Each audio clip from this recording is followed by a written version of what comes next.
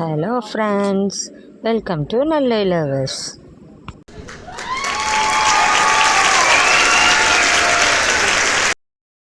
Friends, இந்த வீடியோவில் நம்ம இப்போ என்ன பார்க்க போகிறோம் அப்படின்னு சொன்னால், உங்கள் கணவர் உங்கள் சொல் பேச்சு கேட்க மாட்டேங்கிறாங்க, உங்களை மதிக்கவே மாட்டேங்கிறாங்க, குடும்பத்தில் ஏதோ ஒரு பிரச்சனை வந்துக்கிட்டே இருக்குதுன்னு வச்சுக்கிடுங்களேன். உங்களுக்கான எளிய பரிகாரம் தான் இந்த வீடியோ.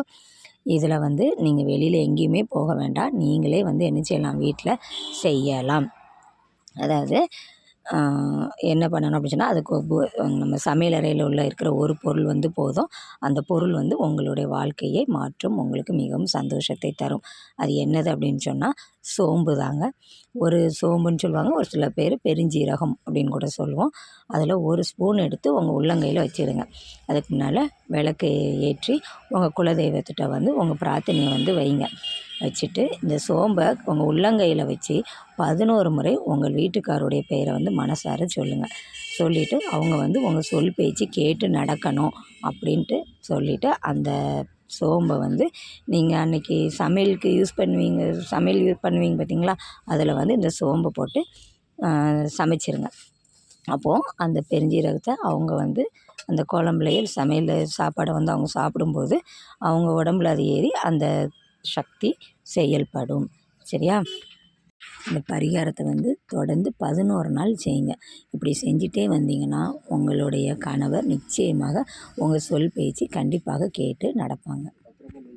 அதே மாதிரி தொடர்ந்து 11 நாள் செஞ்சுட்டு வாங்க, நிச்சயமாக மாற்றம் ஏற்படும்.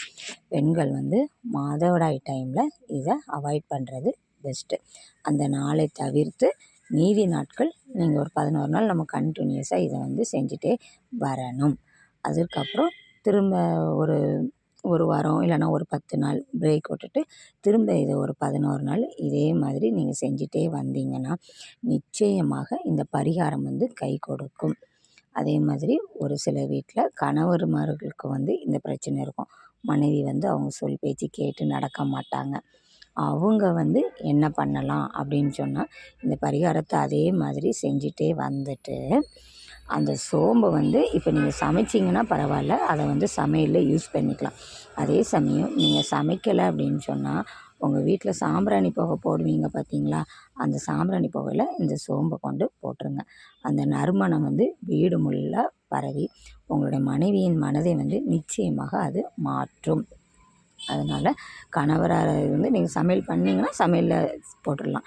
அது செய்ய முடியாதவங்க இந்த மாதிரியாவது ட்ரை பண்ணுங்கள். நம்பிக்கையோடு செஞ்சிங்கன்னா நிச்சயம் உங்கள் வாழ்வில் மகிழ்ச்சி ஏற்படும்.